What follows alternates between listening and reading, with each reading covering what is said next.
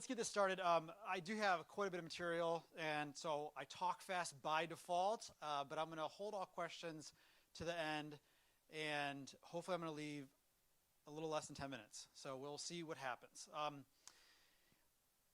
But what I want to start off with is that, no matter where you are in your particular BIM journey, maybe you're just researching it, maybe you're just thinking about it, maybe you've actually made a good amount of progress, there's always some next step that you can take as you progress in your use of BIM in your organization. So I think there's always a way that we can become more mature in our use of BIM. And so that's what I really want to chat about. And the first thing that I want to talk about is the idea of a BIM maturity model. And I think timing is great because if you were at the session over lunch, we talked about a GIS maturity model. And this is a very similar concept. Most BIM maturity models, they are measures of an organization's BIM capability and their maturity in those capabilities. So if you think of skill sets or use cases as capabilities, and then maturity is how do you use those things. And they usually assess maturity in a couple different ways, a couple different categories. From a process perspective or a technological perspective, an organizational perspective, from a human perspective, and then also the use of standards. These are usually the categories we see in a lot of maturity models. Now here's why I think it's valuable as an organization to think about going through one of these assessments for yourself. I don't think comparing yourself to other organizations is a point. I know that's what the GIS maturity model was talking a little bit about today. I think those are more mature as an assessment technique, so those are a little easier to do that. I think the primary method or reason why you should go down this route is that it allows you to see organizational growth over time. And that is one of the things that the GIS maturity model discussed. I think it's a valuable way to look at where your organization is today and then follow and track how your organization grows over time. It definitely helps you to recognize areas of strengths, areas of weaknesses, and it also serves as that communication tool to leadership to let them understand where you're at with your use of BIM and which areas do we need to think about as an organization. Now, there are some drawbacks, I think, to some of those that are out there. I did a lot of research on different maturity models, looked at a number of different ones, and one of the big drawbacks is they tend to be kind of high level, so they don't oftentimes get enough into the weeds to help you understand in certain areas of your use of BIM exactly kind of, are you truly assessing everything at that level? They're also not, even though they're targeted towards owners, they don't tend to have a lot of information on facilities operational uses. And so I think that's one of the other gaps that a lot of these have. And none of them deal with converting existing facilities, which of course is kind of my thing. So I obviously noticed that as a limitation of these. But one of the ones that I would suggest and lead you towards if you are considering this is the BIMI Initiative BIM Maturity Matrix, which is on their website. It's document 301IN. You can find all that at bimexcellence.org. And I'll tell you, this is a great resource. There's a lot more going on at this website than this. There's a lot of videos that help explain how to use some of their documents. And if you're considering doing this for your organization, I would definitely check out this website, check out their maturity matrix, and it'll help you to assess it. I'm going to show you a little bit of what that looks like. So when you're talking about BIM maturity, what we're talking about, maturity is how mature are you in a particular skill. So when we talk about maturity, we're talking about continual improvement in quality, repeatability, and predictability within those capabilities. And so you see there, start with an ad hoc use of a particular skill, and you move all the way through an optimized use of a particular skill. And I know this is kind of small because this screen is a little bit small, but if you're thinking about, say, the first one, there's object-based modeling. So I'm just picking a couple here. And this one says it's called initial. The previous slide, it was ad hoc. But that one might be just implementation of an object-based tool. There's no process or policy changes identified to accompany this implementation. So a very simplistic way of using a tool, all the way up to optimize, which is saying that BIM technologies, processes, and policies are continuously revisited to benefit from innovation and achieve higher performance targets. And you can look at this from an organizational perspective. On the far left side, we've got BIM leadership is non-existent, all the way to BIM leadership is continuously mutating to allow for new technologies, processes, and deliverables. And the idea here, and if you go to the website, there's a whole list of these, is that you can look at your organization and you can kind of put yourself in each one of these categories for these different areas, give yourself a score, And then you can kind of do this every year or every 2 years to recognize, to see how are you growing as an organization. So I wanted to introduce that as an idea because when we're talking about growing and becoming a more BIM-centric organization, it's helpful to have at least a scorecard for yourself over time to recognize where you're growing and where you still need to grow. But if you're really thinking about, where am I want to head towards becoming a more BIM-centric organization, where do I start with that though? And I think there's a couple things I would tell you that you should start with. And first is to develop some sort of objective or vision or mission statement for what you're trying to accomplish. Ours, since day one, has been to enhance planning and communication, resulting in improved quality and speed of decision making. We want to help the organization make better decisions more quickly. We want to make sure BIM is at the center of how we accomplish that. And, or at least one of the tools that we use to accomplish that. So when we think of BIM use cases and the ways that we want to use BIM in our organization, we're really putting it through this filter. How does it help our organization make better decisions more quickly? In addition, thinking about what is your high-level strategy? How do you want to approach this as an organization? And there's a lot of different ways. We started at Ohio State with BIM for existing buildings. Lots of other organizations start with BIM for design and construction. It doesn't matter which one you start with. In the end, you're going to hopefully get to the point where you're using BIM for planning and operations. And so you're thinking about this continuum of building models, of maintaining models, of integrating data from your design and construction process, so then operating your facilities with those models. So where are you going to start as an organization? What makes the most sense for you as an organization? And I'll talk through some additional ideas around how you can make this decision or what the benefits would be for each one. The next thing is gaining leadership support. And I definitely hear about this when I'm talking to different other owners, and they'll say, I'm really struggling with this. I can't get ownership buy-in. It's a real difficulty. And I do understand that. We've been really, I would say blessed at Ohio State to have a lot of leadership since day one who bought into the vision of what we were trying to accomplish. But I do want to make one point, because if you look around, you read some, especially around change management online, they'll have this argument around management-led change and champion-led change. And the idea here is that management-led change is, I've got an executive, they're totally bought into this idea, and they're leading the charge, and they're telling everybody this is where we're headed. And then you've got champion-led change, which is a lot of us in the middle of the organization saying, we want to go this direction, we think this is the way to go, and we're trying to convince our leadership to go along. And the argument is that, well, that's not as good as management-led change. But for most of us, we're just simply not going to see high-level management supporting what we're talking about today. This is maybe a little bit too esoteric for them. It's not really, they don't understand it. And I don't think this is a bad thing. I think that it's fine to have champion-led initiatives like this, and I think it actually makes a lot of sense when you're talking about BIM. What's important, though, is you get them on board at least, right? That they obviously have to help bring labor to the table or finances to the table to make this happen, but I don't think it has to necessarily be led by high-level management to be successful.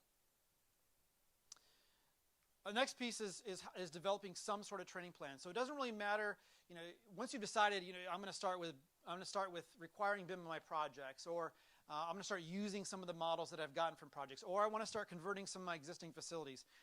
Whichever one you start on, you need to start thinking then about how you're going to train your staff to be successful in utilizing this new data, these new techniques, this new software, and really how are you going to progress your staff through the relevant stages of that BIM maturity model that I showed.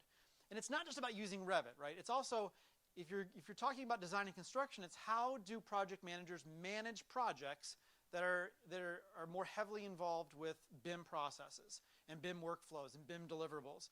So there's a lot of different areas in which you might need to train your staff. So thinking about consultant-led training, a lot of us have resellers that do a lot of this training. So sometimes they have stock Revit training or stock other types of training that you can start with. And then you're going to probably want additional support as you go along that's going to be more customized and more one-off questions. Also hiring for skill. When you have an opening in your organization or you have an opportunity to hire somebody new, if you know this is the direction you want to go, hire somebody who's already got that skill. Now when we started a long time ago, in 2010 or so, there weren't a lot of people that we could hire with a lot of Revit skill at the time. Now it's much easier for us to say, Revit, this is what the skill you need to have if you want to work for us. So it's a lot easier to do, but also learn by doing. there's not going to be any substitute for just getting in there and doing it. You're not going to understand these tools, you're not going to understand these technologies well enough to feel comfortable with them before you use them. And that's okay. You just got to get into it and start using it. But also be prepared for the long haul. There's no shortcuts to this. This takes a while to really implement BIM in your organizations in the way that you might want to be able to do it overnight. We started thinking about this and talking about it in 2008, 2009. It wasn't until 2011 that we actually started converting our existing facilities, and it wasn't until 2015 that we released the first version of our building project delivery standard, or BIM project delivery standard. So there's a lot of work that went into each one of these stages, and a lot of prep work, and a lot of planning, and a lot of preparation, and a lot of training that went into each one of these stages. But over time, you can look back and say, it's taken us a while, but you can continue to become more mature in your use of BIM. You continue to iterate on the ways that you use BIM, and as an organization, you'll get there. But it's not without some growing pains as you go. So I want to start with the first of two ways, I think, where you can start, which is BIM for existing buildings. This is where we chose to start. Again, I don't think this is where you have to start, but if you are thinking this is where I want to start as an organization, the first thing I would say is you need to kind of think around this idea of what is an owner's model. You need to make some decisions about what you care about as an organization, what's important to you from a data perspective. This is not a necessarily design intent model or an as-built or a work intent. It's really more like an as-maintained model. What are you going to maintain as an organization over the long term? What do you need in that model? What do you not need? Talking to your stakeholders, the users of the data, to find out what's important to them as from a data perspective in their floor plans, in their building models. You're really answering the question, what can support our planning and operations efforts? But you're also wanting to make sure that you think about what can you actually reasonably maintain. Because if you don't want to necessarily say that, hey, I'm going to build all this stuff, but I don't have the manpower to maintain all of this. It's better to start with something more, a little stripped down, a little more basic. And as you gain acceptance for your models and people start seeing the value of that, maybe later you can add more data to your models. But start with what can you reasonably maintain. So for us at Ohio State, this is what our base model includes. It's a basic architectural model. It has some aspects of it that are a lot more detailed than others, some that are very basic. But again, it's really, especially the buildings that we're building from our existing stock of buildings, they're primarily focused on supporting our planning initiatives. And so they just need to be, the space needs to be usable. It needs to understand how the space is being used. Now, there are a couple other model detail levels that we actually use besides that kind of basic level model. If we bring a model in from the design and construction process, which is obviously going to come to us with a whole lot more information, we are going to maintain that model at what we call the additional data level. And so I know it's too small to really read, but on the right side there, you'll get these slides later. It shows some portion of the additional stuff that we add to those models and maintain. But our residence halls, we actually add a certain amount of additional information to those. Our parking garages, we have some additional information. But we really stick very closely to what we say we're going to model in these. We use students for all of our modeling, and we don't want them to go beyond what we've asked them to do from a timing perspective. We're already over 10 years into this, and so we do need to get done with our campus eventually. So we don't want to overbuild these things. The other thing is just developing standards around what these models are going to look like. And for us, that means there's a lot of things that we standardize, from the way that the model browser is set up to our naming conventions. Literally everything in that model follows a pretty strict naming convention, to how we handle our content library. And we use master format to name our families, and making sure that we have really consistent naming so we can find our families later. Really thinking about what geometry do you want to model, and how detailed do you want your families to be. We've chosen just to be representational about our families. They don't need to be buildable. This isn't a construction document. People need to understand that there's a faucet there. It may not be the exact brand that's there, but it's a faucet and it's a sink, or it's a certain type of piece of furniture. And we've tried to keep that family library relatively small. We used to have it over 1,000 families. Now we're down to about 700, a little under 740, because we want to make sure that we're keeping our overhead and our management of our models straightforward also. These are also very lightweight families. They also look really nice two-dimensionally. This is a really important part for us. A lot of times you download families off the internet. They're really complex. You can almost manufacture them with the data that you have in these families. and they don't look good if you're looking at them two-dimensionally. But the vast majority of our users still interact with our data two-dimensionally. So we need to make sure that all of our families look good two-dimensionally and is understandable as to what they're looking at, even in 2 dimensions. Developing a process is important. And for us, like as I mentioned, we use students, so we do some training with them up front. But then we have a 3-step process, which is gather, build, and check. And so they're going to gather all the documentation about their drawing, about their building that they need, all from our archive. And then they're going to go out and do some field verification around that building. And we have a process for that too, to ensure that they are as efficient as possible when they go out and gather that data, so we don't need to make second and third visits if we can help it. We use a lot of 360 cameras for the data collection, which has been a pretty big game changer for us. And then they build the model, which we have pretty extensive process around that too. Again, we want them to follow the exact same process every single time. And I'll talk as we go forward why it's so critical, especially if you have more than 20 or 30 models, why it's so critical to standardize your processes and the way that your models behave. And then lastly, we're checking our models. So we're using a couple different checking tools, automatic checking tools. The BIM assistants, which are our students, are going to run those themselves, make sure they're clean. And then our BIM coordinator is going to run the same thing and do a visual check. And when she's satisfied that the model is to the level of quality that we need it, then it's going to get published. These are all things that we do to ensure that every model that comes out of our process looks and feels the same and has the same level of quality, even though we've had well over 100 students involved in the process of developing our models over the last 10 years. So why is this useful though? So, some of these use cases that I'll share with you are pretty obvious. From instead of providing this type of information to new hires, which is what we traditionally have done, and I'm sure, it still happens even today in some areas, but most people cannot read a floor plan effectively. If that's not the work that they do on a daily basis, they have a really hard time visualizing that. So, within Revit, just being able to provide easy furniture layouts. This is not rocket science. It's very low-hanging fruit, but it makes it a lot easier to describe these very simple floor plans to people. Or being able to activate a space. We have a student-run design studio that's led by our university architect, university landscape architect, and they're able to do a lot of these projects simply because we have such a great stock of Revit available. They can do a lot of these projects very simply at a very cheap rate for us. We're not engaging outside resources that cost a lot of money for us. We're able to do all of this in-house because we have this available. We're activating this lobby, as you see. See the picture on the left, and you can see what they're suggesting. Yeah, go ahead.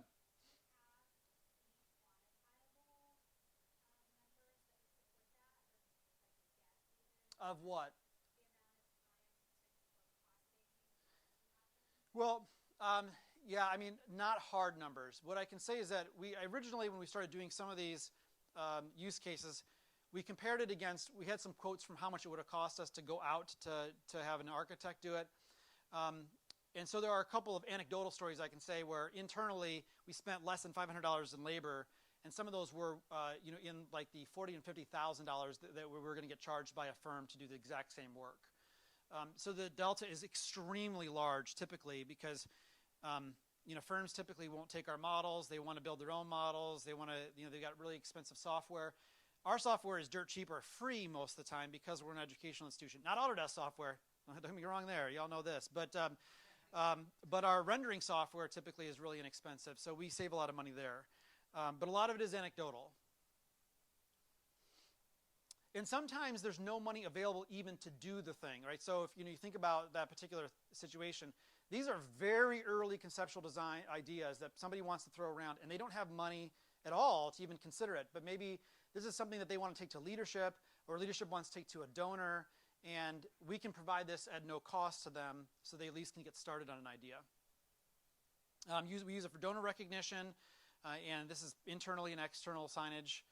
You can also look at a particularly ugly building that we have on campus and how you can change that facade around to look a lot better. Again, this is all student-done work, and this is the kind of stuff that we use to communicate with deans and other administrators that here's a possibility you have.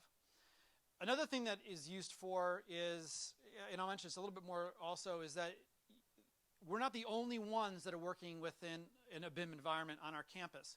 Our models serve as the foundation for other work that's happening. So in this particular situation, the College of Engineering hires a couple students every year. They have a laser scanner, and they're building out a lot of their MEP within their buildings. And they have probably 20 or 30 buildings themselves. And so they use our architectural model as the base to start with, and then link in all their MEP data. And so you can see how we're not the only ones modeling information, but others are able then to start working on top of the work that we've done, and then making them more effective in what they do. And then, of course, I have to throw the stadium in because, it took us like 2 years to build this thing. It was a really fun experience for those who are involved because they got to go in every nook and cranny of the stadium. And no matter how much you donate, you really cannot get the kind of walkthrough that we got to do in this model. So a lot of fun. And, it's the benefit is that you have these models that you can then use to describe a space or look at a space. We have a couple students that are really good at rendering. So this is just an apartment complex that they made look really good. Or looking in a lobby and being able to look at that space, a little higher end renderings than what I showed you earlier, or even a swine barn. So we can make those look good by adding some. There really should not be any cows in this picture. The pigs are the only appropriate animal in this picture, but I'm not sure that the person who did this realized that. But and I promise you, it doesn't actually look that good in real life either. So, but they can have some fun with this too. Beyond the graphical stuff, which are kind of the obvious benefits to utilizing BIM as an owner when you're talking about from a planning perspective, there are a lot of other ones we've seen. Improved accuracy. It allowed us to, we're re-walking every single building on campus during this process to know how good we thought we were keeping our models or our AutoCAD up to date. Our processes weren't as good. Our labor wasn't as extensive in the past than it is today. And so there's always changes. So we're taking those original AutoCAD, we're supplementing them with a lot of good field verification, and we're making improvements. And then things like building stacking correctly. I mean, those who work in AutoCAD, you know that sometimes you just kind of squeeze things here and there to make it all work, but then all of a sudden the elevator shaft doesn't quite line up, and so we get away. We can't do that in Revit. So the elevator shaft does work all the way up and down, whether you like it or not. And so it's little things like that that have been improved. We have a lot more data.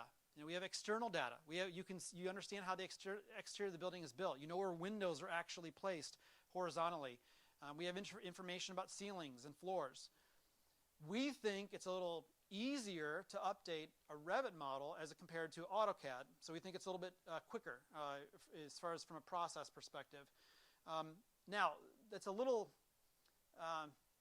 it takes a little longer to manage Revit as a whole, so it's maybe a little bit of a wash. But we've tried to find ways to automate some of that work to simplify it. But you're also able to manage models in a more systematized way as compared to AutoCAD. Your models are also intelligent. They know what a door is. They know what a window is. They know what a space is. And at the end of the day, AutoCAD is really just electronic lines on an electronic piece of paper. And that's about it. So Revit really brings you a database with a drawing component. And I think that's one of the big benefits that we are seeing with it, and I'm going to show you some use cases around that. And really just allows you to enhance your ability to connect to other systems and data once you're in this type of environment.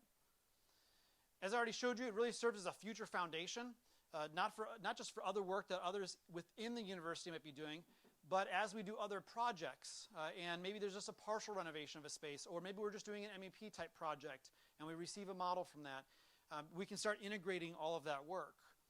Now, just so that you're aware where we're at with our progress, after a little over 10 years, we're just a little under 95% of the way complete, which I can barely read this because it's so small, but 537 buildings and just a little less than 36 million square feet that we have currently in Revit. Probably still have around 2 more years, we think, before we're complete with everything. We're kind of dealing with a lot of smaller buildings in our regional campuses now, which are a lot slower to complete than some of our earlier buildings. All right, so I'm going to move on now to BIM for design and construction. And if you're thinking that that's the place you want to start, here are some thoughts around that. Now, the first thing that I want to mention is that we did something called a BIM feasibility study as an organization. So our leadership wasn't really totally bought into this idea, and they said, why don't you hire somebody to come in and help us to quantify the value of requiring BIM on our projects. So this is what we did. But I will also tell you that I don't think you should do this because it's kind of a waste of money. So, this is very early on in kind of where the use of BIM was in the industry, and so they wanted a little bit more work to be placed around it before they started going down this route. And so they said, hey, you're going to get all these benefits if you decide to do this. You're going to have better construction documents. You're going to have better project close. You're going to have better data handover. Things that we had already kind of told them, but we're not as smart as consultants. So, we had to have the consultants to say the same thing we were saying. And then, but what they really did was they looked at 3 different projects and they said, if you used BIM from the very beginning of this project all the way through operations, here's the value you would see. You'd see around a 7% cost avoidance. Now, we're never going to see 7%, okay? But if we saw even 1% at Ohio State, where we're doing almost $1 billion worth of projects on an average year, that's a lot of money, right? And so they said, well, that's fine. So you've proven your point. You can go ahead and do it. And so my point to you is that when you're making your case to leadership around these types of things, I don't think you need to do a feasibility study, but you can borrow all the other things that other organizations like Ohio State have already learned. Including looking at what your peers are doing and what your peers are saying. So this is a study from 2015, which showed, and they haven't updated this one since then, but about 75% of owners said that they were finding tangible value from the models that they were given at the end of a project. Or another study that's done every year from ImagineIt was asking, do you know what information your owners want? And you're seeing a pretty sizable jump in 2021 of the number of owners that have some expectations around BIM being used in their projects and are communicating it to their design and construction teams. So this is what your peers are doing. Or on your current projects, what kind of deliverables are owners asking for? And you're seeing that there's a drop in those in PDFs and hard copies and an increase in models and point clouds. So that's where the industry is moving.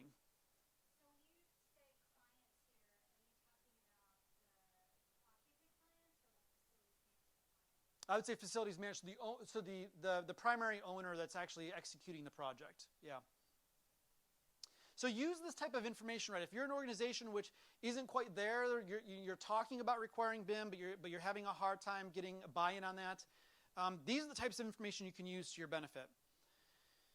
So let's get into what a project delivery standard is. Usually it answers 2 questions. How is a project going to be executed? What deliverables are going to be, and then how deliverables are going to be formatted.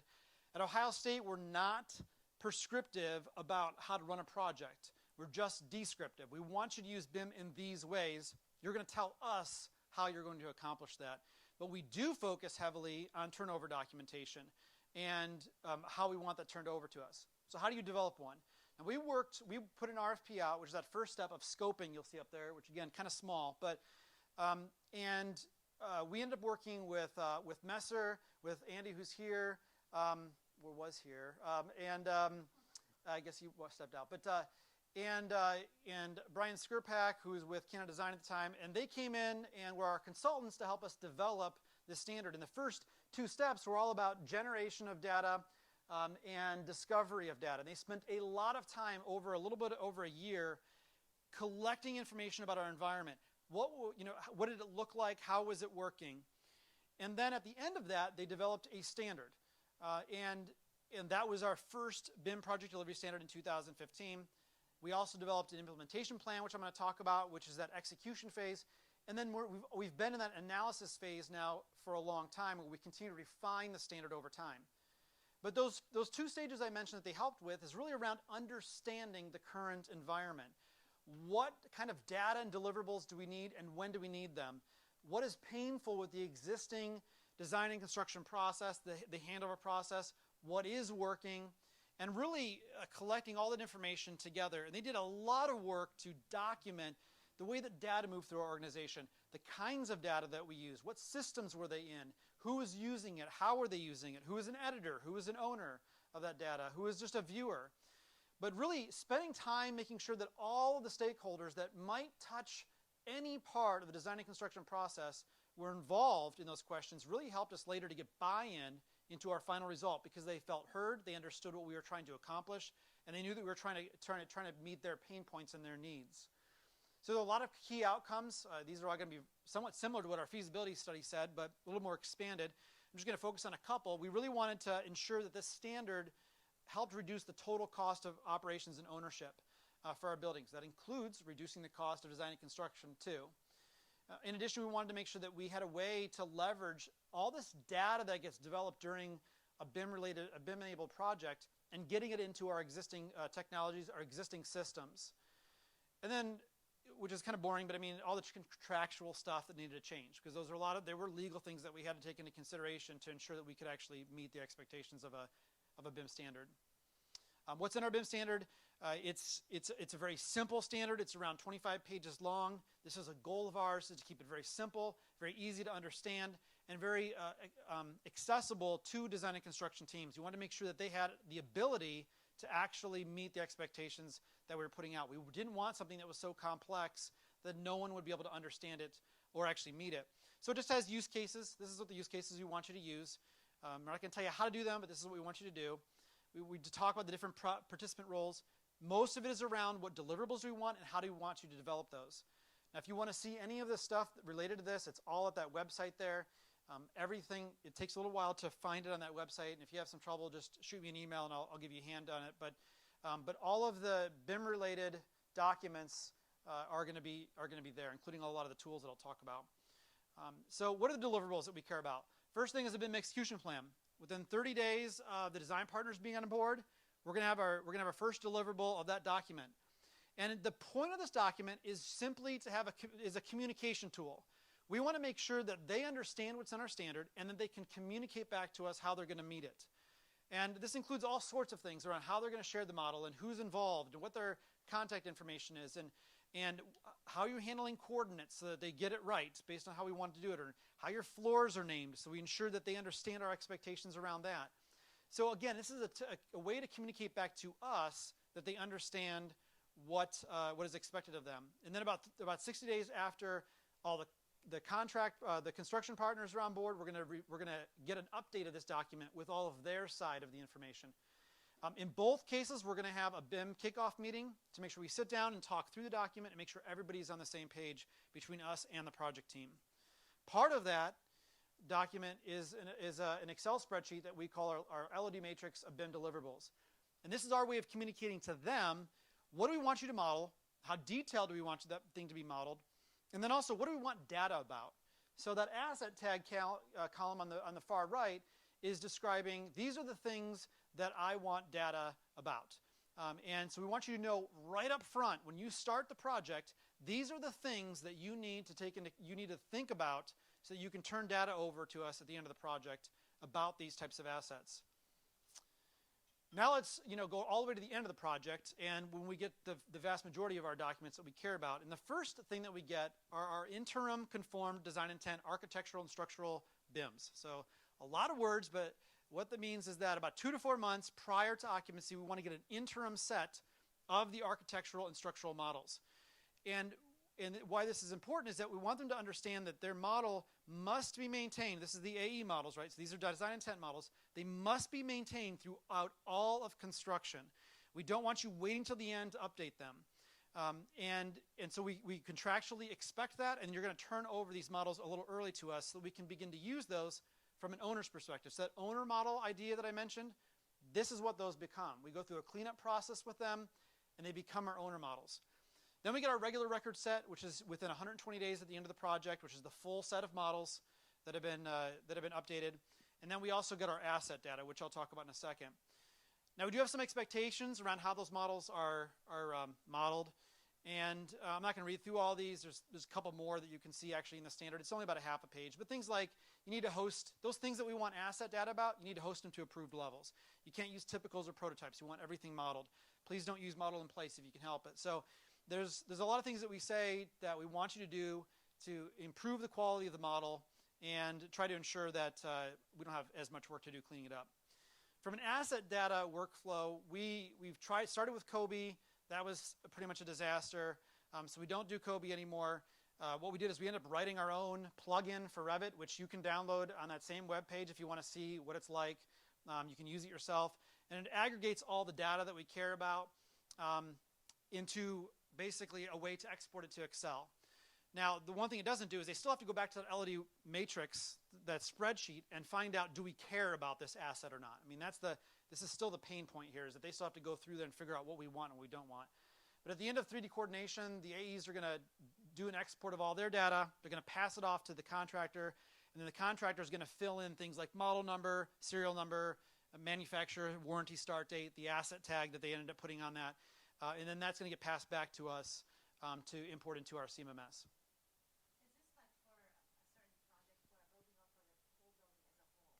Any project, so what I failed to mention is that any projects over $4 million at Ohio State must use our standard. So it could be a full building, it could be just a part of a building, but if it hits that $4 million threshold, they have to turn over that asset worksheet. They must use Revit, and they must turn over that asset worksheet. So part of what we wanted to make sure is that to ensure success of putting the standard out, we wanted to we developed an implementation plan. A lot of these plans always talk about the same three things: people, process, and technology. From a people perspective, it was a lot about training. How do we make sure our internal staff understand what's in our standard and can help us meet the expectations of the standard? And so we did a lot of training internally. Now it's more informal. And then we also wanted to train our partners. So we had a big AEC town hall introducing this when it was in 2015 to make sure they understood, here's what's in the standard, here's why we developed it, here's what we're expecting from you, and here's how we're going to use this data. So we don't want you to think that we're just asking for more stuff, but we have no plan for it. And that was well received. In addition, we identified a position that we ended up calling the closeout coordinator, which has been a pretty big game changer for us. Somebody who really, all they do at Ohio State is focus on the closeout process. So they are in the PM, they're in the project management side of the house, but they come in at the very beginning to explain what the expectations are going to be at the end of the project. And this is not just for $4 million plus projects, this is for all of them. But they're also the lead when it comes to helping people understand this is the BIM expectations. Here's what you need to turn over to us when. And this has been a huge help because PMs just don't really care about this part of the job, and I don't blame them, right? They're at the end of the project, they're ready to move on. We have somebody who just does this, and that's been a big help to us. In addition, from a process perspective, first couple of projects were pilot projects. Our consultants were heavily involved with them to help us learn how to do it, help the other teams learn how to do it. We've made continued revisions over time to the standard, and we made some improvements to the asset data process, which I mentioned. From a technology perspective, we use a number of model checker tools, which I mentioned with our BIM for existing buildings, and we provide the rule set for the Autodesk Revit model checker to our consultants so they can run those checks, and they have to turn over the results to us to see if they're meeting some of the expectations of our standard. We've also developed that tool I mentioned, and I'll talk a little bit more about the BIM middleware in a minute. And then contracts, again, this is not particularly fun stuff, but we had to make changes to our RFP and RFQ to handle for our BIM standards. They have to tell us, how are you going to meet our standards? Show us that you have the experience to meet the BIM project delivery standards. And it also helps communicate what use cases they're going to be expected to use during the project. So where can you maybe you've started with one of those areas, but where can you then increase your BIM maturity? And the first area is just process growth. So thinking about the model as a building block to what you need to do in the future.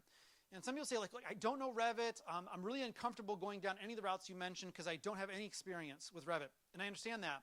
Get at least a model, right? Get a model somewhere, whether you decide to play around and create one yourself from an existing building, or just ask for one from a project. Maybe you didn't require it, but you just say, hey, if you got a model, can I just have it? And just begin somewhere to get into a model and begin playing with it, increasing your understanding of it, your skills, your use.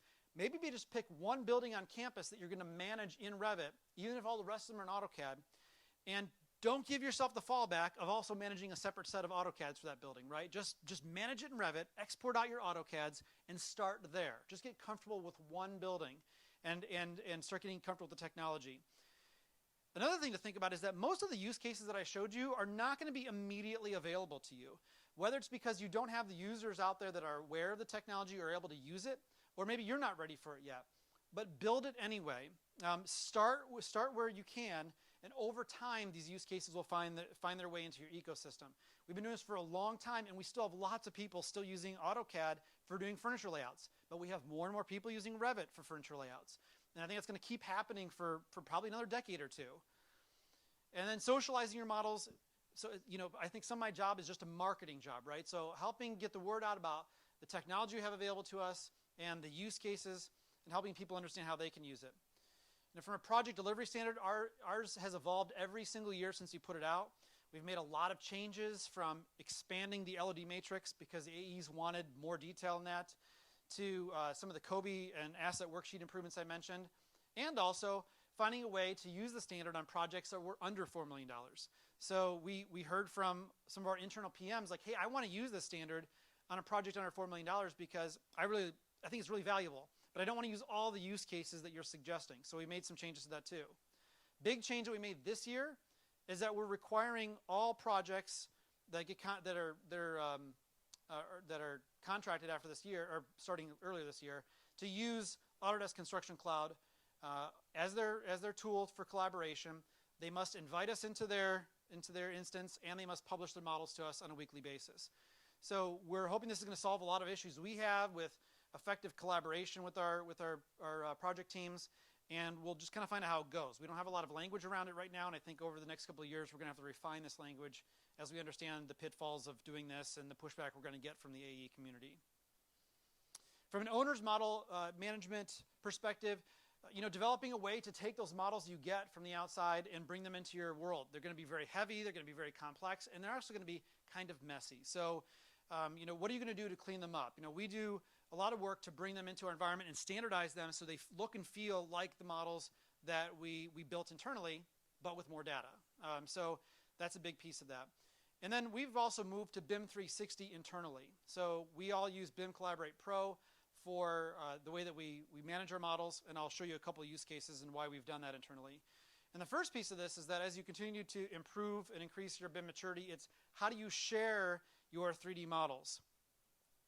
And BIM 360 has been the first platform we've had that actually worked pretty good. I mean, there are other ones out there that I know other people use that work pretty good too, but for us, we really have liked this interface. And so it allows us to then provide the ability for people to interact with a Revit model that don't need to use Revit, because you don't really want people using Revit for the most part. It's too complex, it's too difficult to use, and it's just too heavy.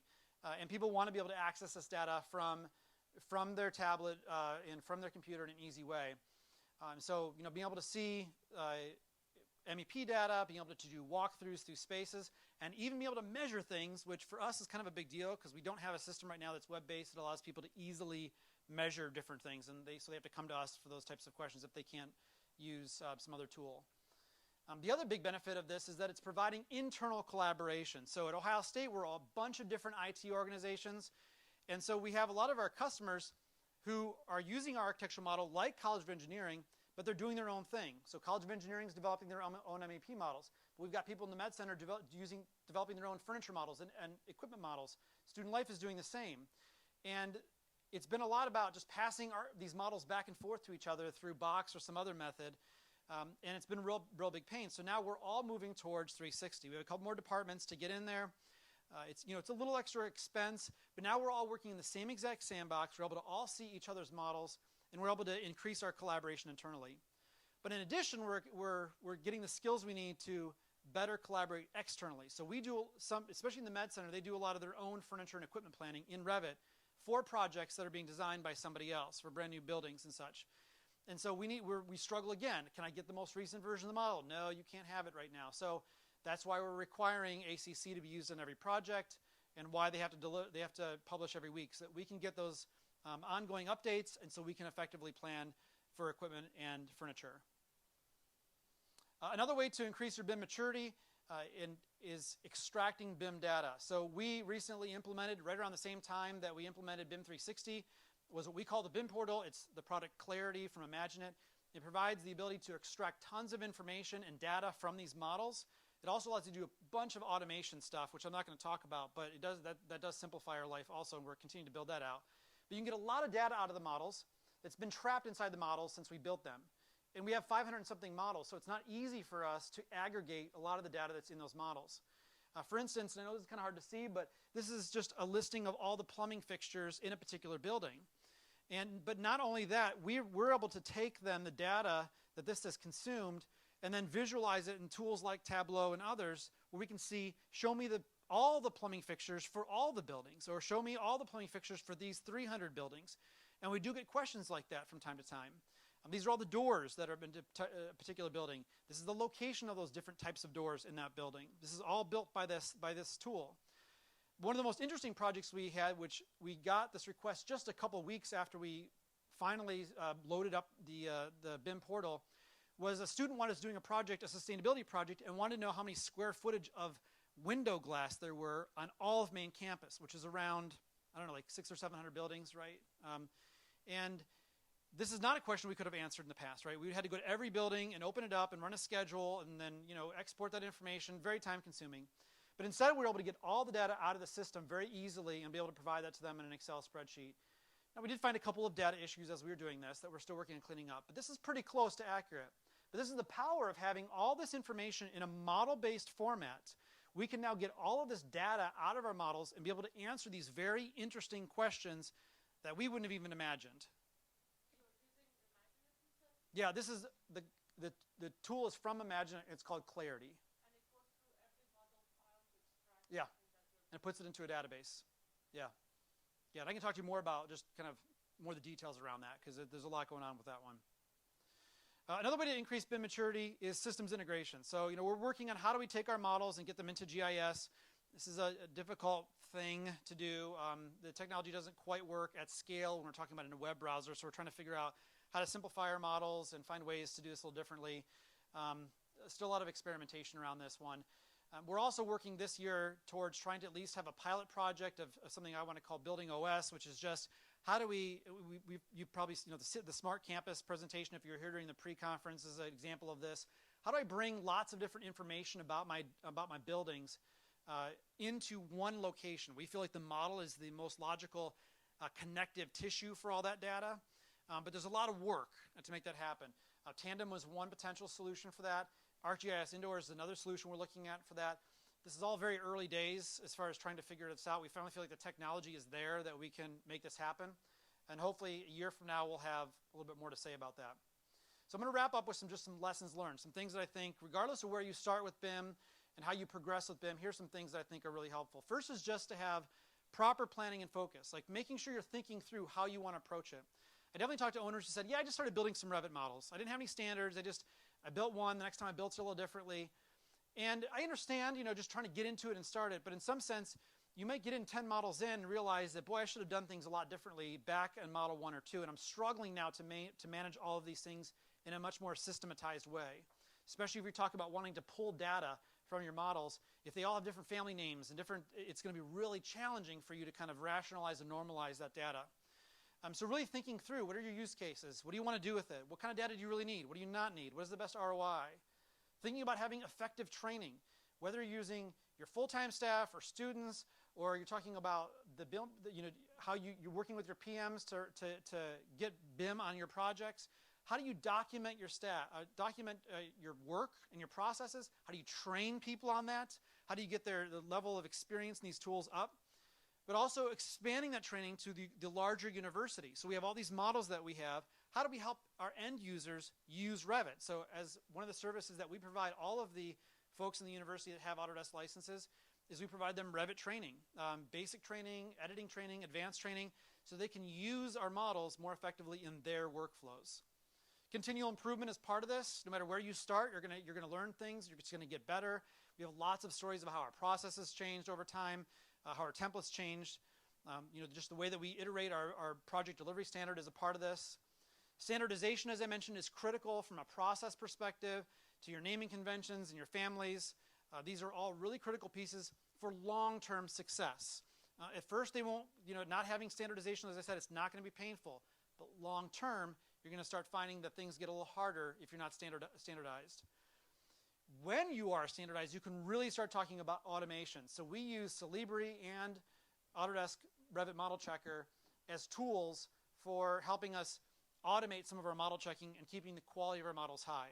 We use Unify for family management. I already mentioned the asset exporter that we recently developed. We also have developed a suite of tools called our BIM switch tools that help us with the CAD to BIM process, with the BIM to BIM cleanup, and then also with just managing our models ongoing. So there are a number of tools that we've helped with that.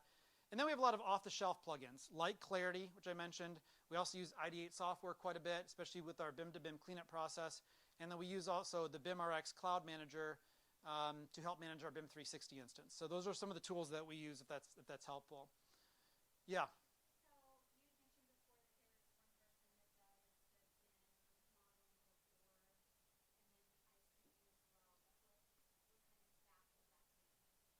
to developing for the CAD to BIM process. So we have on average 7 students to do that usually, and we have 1 BIM coordinator. Her full-time job is to manage the CAD to BIM process. And she does all the cleanups of the BIM to BIMs too. So that's the 2 biggest responsibilities she has.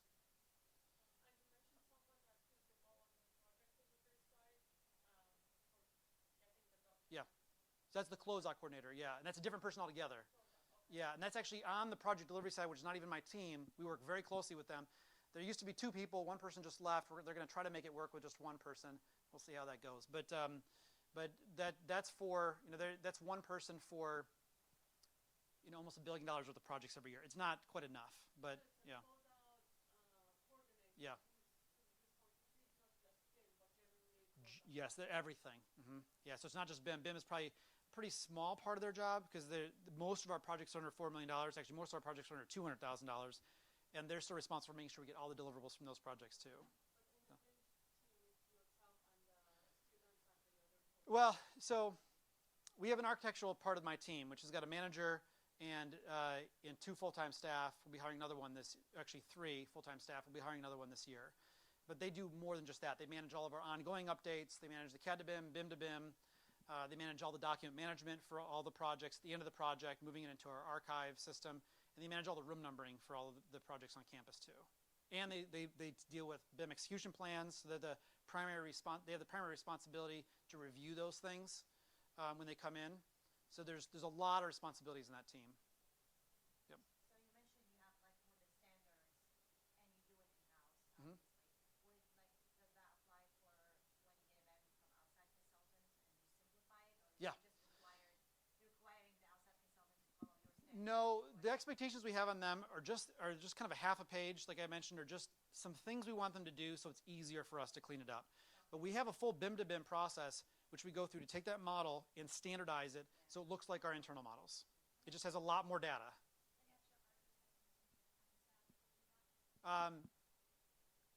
So, yes. Yeah, so we have primarily 1 person who does that BIM to BIM, but that person also manages CAD to BIM too.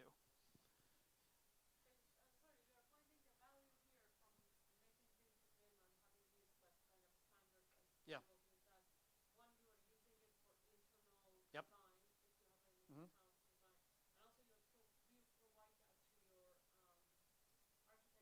Yep. Yep. It's always available to them in the archive, so they can take the model, they can take the AutoCADs that get delivered to with the project, because we still require 2D deliverables. That's all available to them, but we're also using it for planning and operations internally. It is our default platform. We do not work in AutoCAD. Our department does not work in AutoCAD anymore. It's just, except for those couple buildings we still have. So that is our default authoring environment. For operations, for what kind of operation do you use? Operations is still the one where we're getting there, and that's where the BIM OS comes into play, is that we're hoping that to bring more of that data to bear in the field. And even with BIM 360, we're hoping to get more of that 3D data that we only have, like that, all that MEP data is really only new projects, right? We don't have that for existing buildings.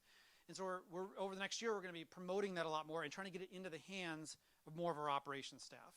So it's been very heavily on the planning side of the organization, and now we want to move more into the operations side of the organization. Yeah, so generally, universities have like an asset management system. Yeah. Do you guys have that? We do, but it doesn't integrate with our models at all. So you're having a lot of assets, but then MEPs Yep. in the model, but is that like a... Yeah, so that whole process, the asset worksheet process, we get all the data, and then that gets sent over to our CMMS, and they load it in directly. So.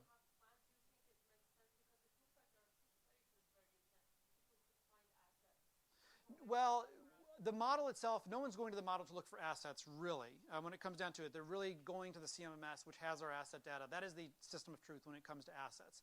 What we eventually want to do is link that back to our model so people can visually look at it. Right now, people aren't doing that by and large. We just don't have the tools in place for it yet. Yeah. Let me just finish the last slide, guys, and I'll take questions here in a second. So the last thing I want to mention is partnering and collaborating. I think it's really important when you're doing any of these initiatives to internally make sure that you're asking your stakeholders what they want and what they need. And then also externally working with consultants and professionals who understand this stuff a lot better than we do. I mean, we've always worked, we've had some great partners historically that have helped us answer a lot of these questions, and we continue to work with them. So what time does this end in? 5 minutes? Yeah, okay. And it's like ridiculously hot in here, so I apologize.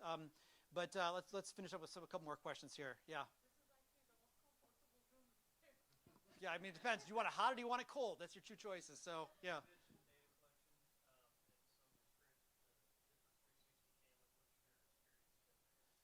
Yeah, I mean, we use 360 cameras for a lot of it. We just use a really cheap Theta camera, to be honest.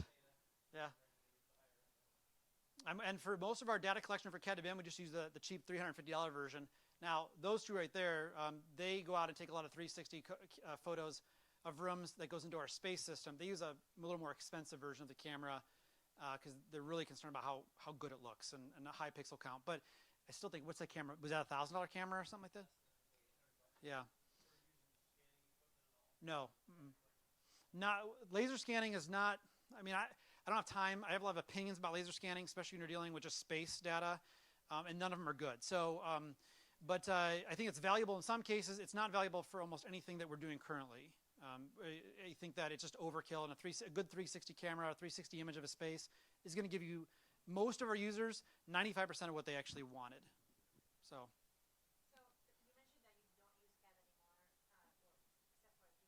Yeah.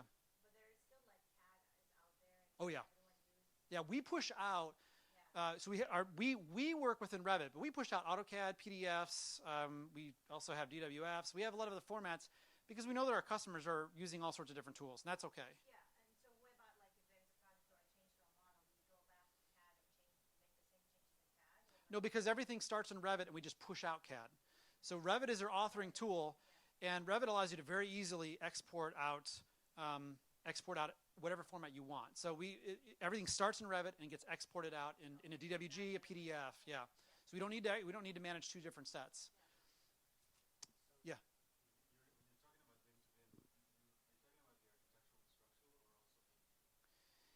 We don't do almost any work in cleaning up the MEP models, except for getting rid of extraneous sheets and views. But that's about it. And then we just kind of rename them and link them back in, and then we're done with those. But we do a lot more cleanup with the architectural and structural models.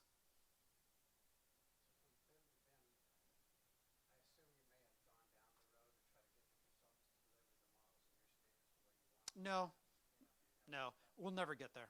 They won't do it. Yeah, it's not worth it. It would cost us so much money that it's not worth it. This is why we're careful about not being too prescriptive about how people do their projects. If we went down the route of saying we want you to meet our standards and use our families and all that stuff, first of all, it'll be a huge effort on our side to figure out what we mean by that. But secondly, it would make it really hard for them to execute their projects because we just don't want anywhere near as much data as they do to build that building.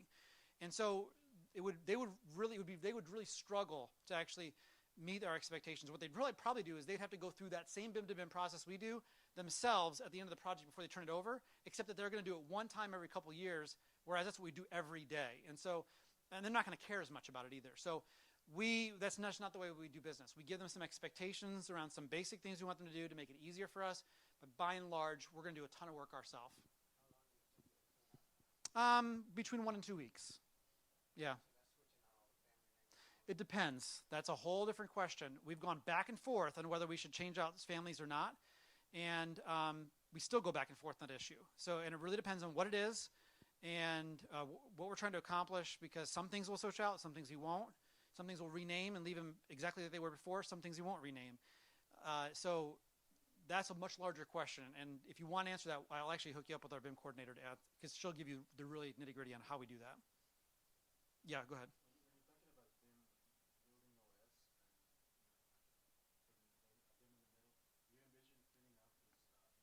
Probably not. When we exported all the data out, we saved the Revit ID, so we're just going to connect back to the Revit ID later. We're hoping that we can just kind of put the model, and we've already tested this a little bit. It looks pretty good. It looks like it's in pretty good shape. I don't think we're going to have to do a ton of cleanup to make those models work. These are design models. They're not construction models. They have a lot less data. They're a lot simpler, and we think they're probably going to work okay, but we'll find out. Ask me in a year, and I'll let you know how it went. So, yeah.